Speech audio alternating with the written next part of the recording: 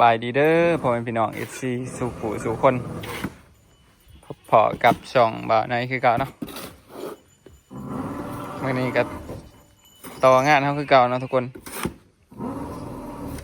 หลังจากลงคลิปเมื่อวานนี้อีแม่เกิดเอื่อยมาเบิ่งเพื่อนเนาะทุกคนเพิ่นก็แนะนำว่าให้เฮ็ดเป็นแนะนำว่ามันแคบเนาะทุกคนเฮ็ดห้องน้ำห้องครัวอยู่ไหนแต่ก็แนะนำว่าเฮ็ดแต่ห้องน้ำอยู่ไหนแล้วก็เฮ็ดห้องน้ำอยู่นอกน้ำอยากให้เฮ็ดห้องน้ำอยู่นอกเนาะทุกคนก็ตัดสินใจจังใดก็ถาเบิ่งเด้อทุกคนเมื่อนี้นะกำลังสมปูนสบายดีน้องเสือสบายดีเฮ็ดกัน2 คนเนาะมื้อนี้เฮา3ถึงไอ้ดอนแต่มื้อนี้เฮาเทอันนี้เนาะทุกคนเทไปหลายรอบนึงเทผืนต่อยตัวนี้ให้มันเป็นแมท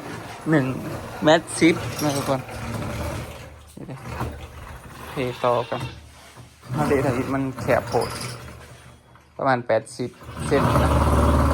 มาเปิดอีก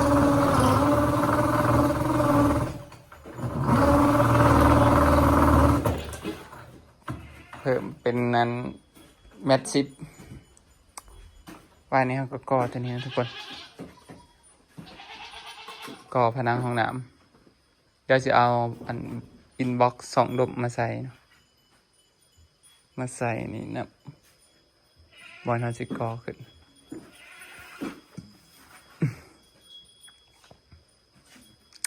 เดี๋ยวจะให้เบิ่งอันไอดอนเป็นต่อนะทุกคนต่อระบบน้ำท่อน้ำเนาะ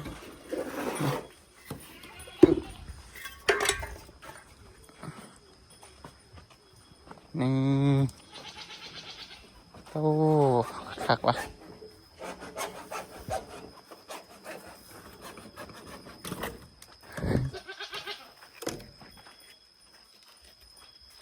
ฮอดนี่นะทุกคนต้องได้บ่นี่เอาขุดลงอีกเนาะไหลอยู่นี่ทุกคนตัวนี้สิเป็นท่อบอลโฟมน้ำมันใส่ถังไว้เนาะหลังสักโคกอะไรทุกคนมื้อนี้ไอตอนเพิ่นสิเฮ็ดให้แล้วอยู่ว่ามื้อนี้เฮ็ดแล้วเลยเนาะทุกคนเมื่อวานนี้เพิ่นก็ต่อจากแท่งน้ำลงมาให้เนาะต่อมาผิดแล้วทุกคนแล้วก็ต่ออันท่อไปอันท่อบาดาลเนาะไปบ่อบาดาล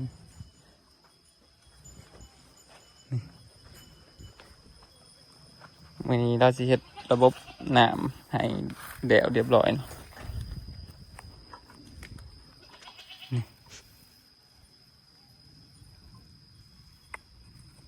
สีแดงมานี่อันหนึ่งข้างดังขัวเนาะแล้วก็แดนไปอันข้างหน้าอันหนึ่งจีเวิร์ดเนี่ยจีเวิร์ดเลยมี2 เส้นเหรอ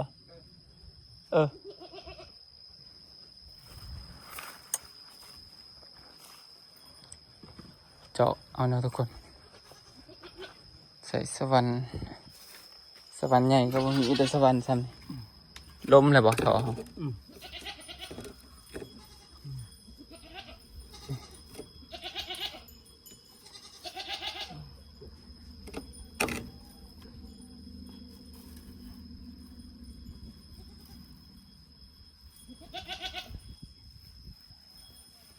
ระบบต่อแทงน้ำนี่ทุกคนเดี๋ยวนี้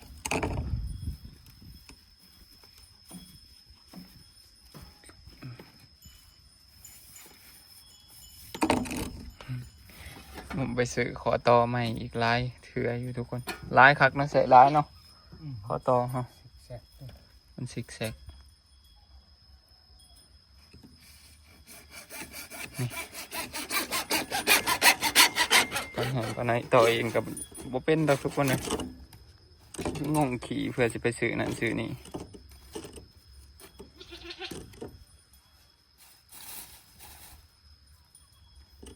อันนี้เขาถอ35เนาะรถมาใส่สาวบ่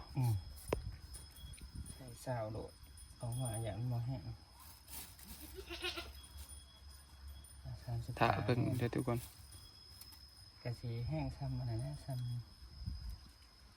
ำปักซ้ำอะไรนั่นเนาะแข่งห้องมาซูมนะ นี่นแหละแทงบ่สูงบันไดทุกคนจากสีแห้งสำใดถ้าเบิ่งถ้าเด้อ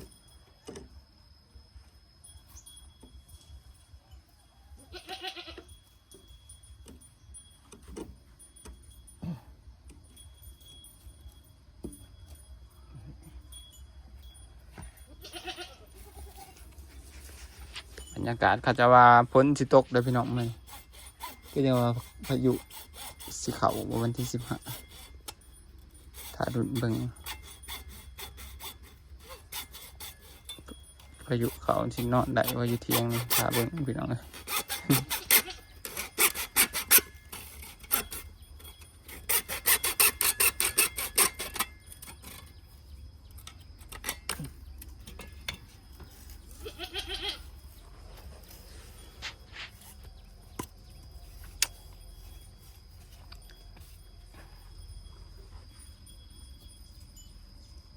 91เลย19เนี่ยคือมาตรงมันคือเรื่องที่เขา ตอนนั้นจะปองซองบ่ตอนจะซื้อมาทำอิฐกระป๋องหนึ่งบ่ มันทวิตกระซอง โอ้ต้องมารถอีกเนาะรถตัวนี้อีกเนาะ หลดลายอย่างลายแหละ ต่อหลายอย่างอยู่ดี ใหญ่แน่มาเปลืองเก่า นี่นแหละเพื่อนจะใส่ท่อ18บ่หรือท่อสาว ก็เศร้าหาแล้วก็ มารถนั่นแหละรถมา18มันบ่ตัวนี้รถมาสาวเนาะ ขึ้นเหลืองเขาตัวกูจะคือกัน ตัวเทิงตัวแคบเนาะ คนละห้องงานน้ำเดือดใส่กาวได้ไร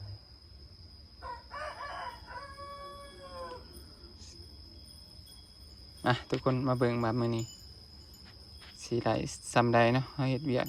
เฮ็ดเองไปทีละน้อย โอ้ยจับเถิงหมดแล้วหมดแล้วสุด คนตอน นี่ นี้ ช่วงนี้สิเต้คาดหัดอีกว่าเถิง ให้สร้างเพิ่นมาเบิ่ง นั่นแหละ เป็นไร เถิงสุดอ่ะ ก็หั่นแหละพอก็คืออยู่ ว่า ว่า มันบ่มันก็จำแล้วก็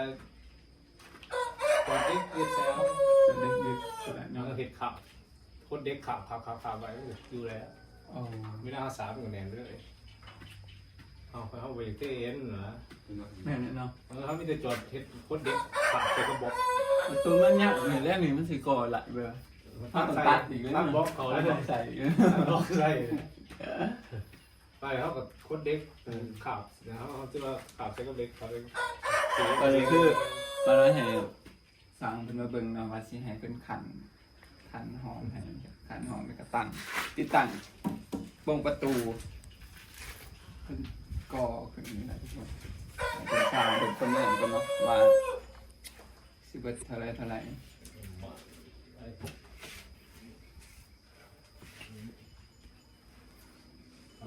บกสื่อเขาต้องเป็นเขาเห็ดของมัน แม่ตัวนี้เป็นข้าวเห็ดเลยมีแต่มาเติมต่อเติมเลย โอ้เจ้าพวกเขาเหมือนกันเนี่ย แม่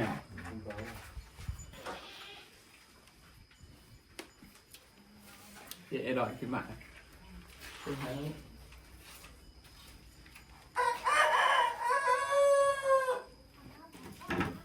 บอไว้ทุกคนนะขั้นนั้นพอจ้างก็สิได้จ้างสร้างอะไรให้เป็นเลย ต้องยังอยู่หรอก แม่งสิต้องถามราคาโบคือกันคันมันโอเคก็ไหนโบเลยนะ กูเห็นฝุ่นทีนี่ก็แย่เลย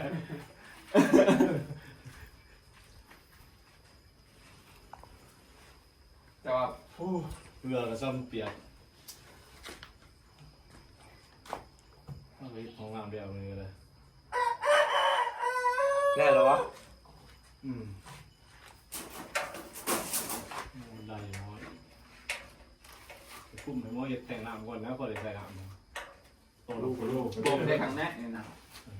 ว่าเราลูกก็ลูกก็ได้แล้วเดี๋ยวเรา แม่ยังสิโกอยู่แต่ว่ายังไม่ทันซื้อนั่งแบบ ลูกได้ของดำหรือว่าก็ลูก มีแต่กูแต่ของหนักหรือว่าปูดเบิด สิให้รวมเบิดเลยบ่ อันนี้ไปที่ใด ใส่เพื่อที่เราเนาะ แม่เห็นไปที่หน่อยก่อน เนาะ เขาว่าเอาขันเอาซ้ำช่วง ก็สาม ก่อน สาม เล เลย ย ก็ได้ เอาซ้ำเสื้ออันนี้ก่อนไรราคาตอนนี้ก่อนนะ ช่วงคอก่อน ก็ขันหอง แม่ขันมีกับ กับสาบกันง่าย ใส่ประตูที่ประตู แม่ที่ประตูก็มาดูกันมันติดต้องตัวใด ตอนนั้นคือ เรา ตอนนั้นจบ กับที่ประตูออกนี้ตรงหลัง เดี๋ยวเนี่ยเดียวแจ้งเตือนแล้วโซนของงานโซน ประตู3 บาน เขาถูกเขาอันถูกออกลัง แม่ประตูข้างในทำมา 3ประตู 3 ประตู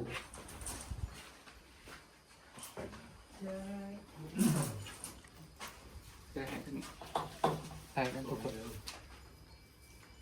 ส่วนอีกคนนึงเพทับ เท่กันเลยนะ แต่เนี่ยมันอย่างนี้ส่งลมมาใส่ นี่อากาศก่อนนี่แหละว่าของหลานมันอึดทึกอย่างเลย แม่นั่นได้ คือส่งลมมาใส่ยักหาหัวโป๊ะเรียกอะไรเรียกหนึ่งนะก็เรียกว่า โดย ส่งลมลมเขาเลยเรียกทึกตีไปลานวะตีไปลานของหลานตีไปลานมันก็ยังมีส่งลมเลยเสียสองอากาศอีก อันนี้วัดบริตีใช่ไหม เนี่ยจะมา ตีแต่ มันก็จะไปใช้ส่งลมให้อากาศเขาเนี้ย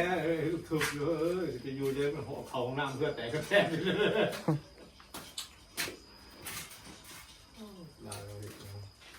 โอ้อันนี้เพิ่งอยู่ประเด็นเนาะ จอดไม่ดีเหรอวนเลย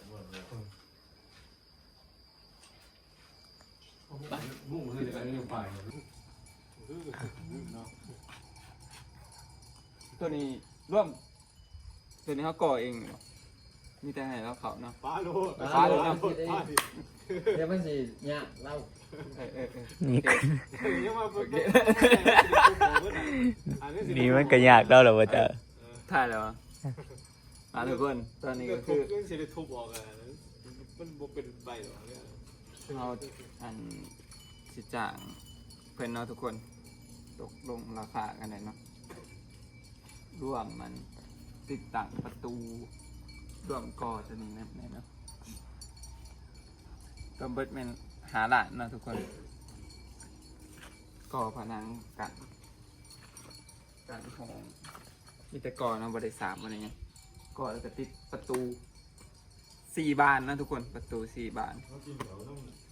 ำเมาแล้วเนาะ มาโนเดี๋ยวสิ พี่ป่า พี่นั่งกินแล้วมีดอกพอดีรวมแล้วก็หาร้านกีบนะทุกคน ให้เพิ่นมาเห็ด เล็กนี่หรือว่าเล็กเศษ เล็กเสร็จนี่ เล็กคัดทับ เล็กแบบนี้เล็กใหญ่แบบนี้ ธรรมดานะธรรมดาเลยเหรอเล็กคัดทับ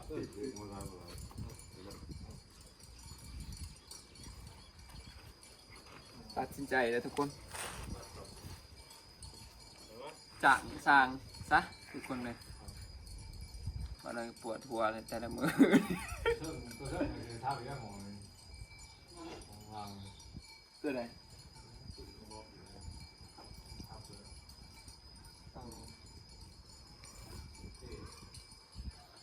ที่เห็นช่องเสือก ำลังบังสร้างคุยกัน ยังวางค่าเล็กเขาแต่เด็กใส่คัดไว้เวลาเขาสาบเลย ให้เพิ่นมาเห็ดให้นี่ติดประตูนี้ทางเขาเล็กครับประตูของน้ำประตูของขั้วรวมแล้ว4 ประตูเนาะ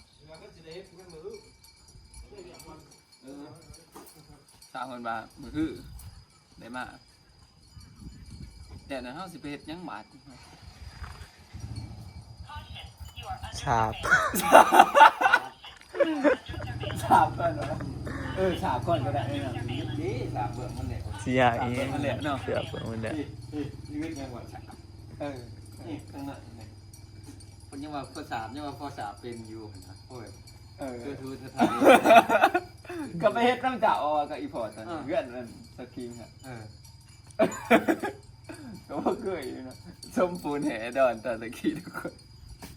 สามหนึ่งสองสามผ่า ตกลงเลยทุกคนคือเอาสีสาบ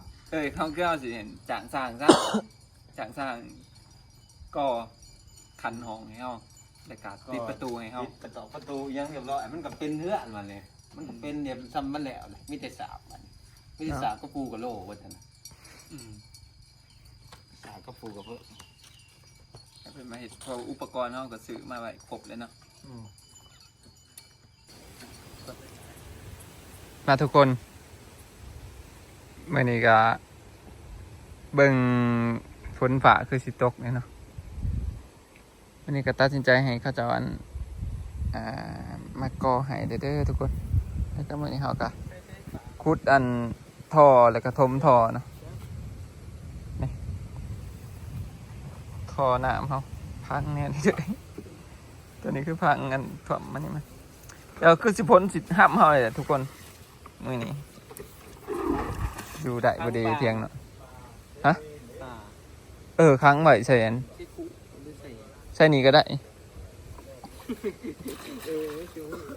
เอาบ่ได้อันนี้เด้นี่ทุกคนไม่อื่นเขาหนาจะได้สามนะสิสามตัวมันเดี๋ยวข้างนอกนี่แหละทุกคนเพราะว่าเขาเบิดเบียดเห็ดเด้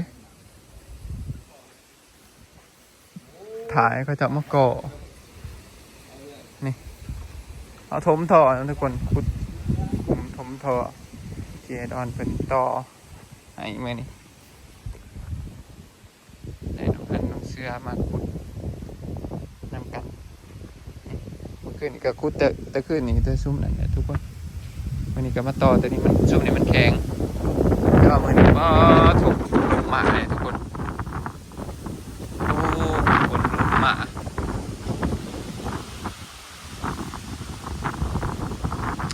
จะอยู่ได้บ่ดีมาทางใดดีหลบฝนนี่ทุกคนเลยนี่เขาหนาฝนเลยแต่ว่าต่อทอนะทุกคนนี่ไอดอนเห็ดให้เบิดแล้วเรียบร้อยนะทุกคนมีทอสำหรับตัวนี้ทอไปใส่น้ำล้างสวมล้างอย่างนี้เลยทุกคนแล้วก็เอาขุดคุมฟังทอเนาะนี่วันนี้สิเป็นบอลอาบน้ำคือกันดังบ้านเนาะเอาเจ็ดประตูออกนี้เนาะทุกคนมันจังบริเกาะขานเจ็ดประตูออกนี้แล้วก็เห็ดอันใหม่2 ใหม่ป่ะแต่ว่าจางสางให้เป็นมาเห็ดบ่ได้เพื่อสิเฮ็ดเทขานเทยังเรียบร้อยตัวนี้ตั้งบ้านมันก็สิเจาะให้ตั้งบ่งประตูให้ตัวมันยากเนาะทุกคนเฮาเฮ็ดบ่ได้งงขี้งงตดอยู่ก็เลยให้ช้างมาเฮ็ดให้ซะ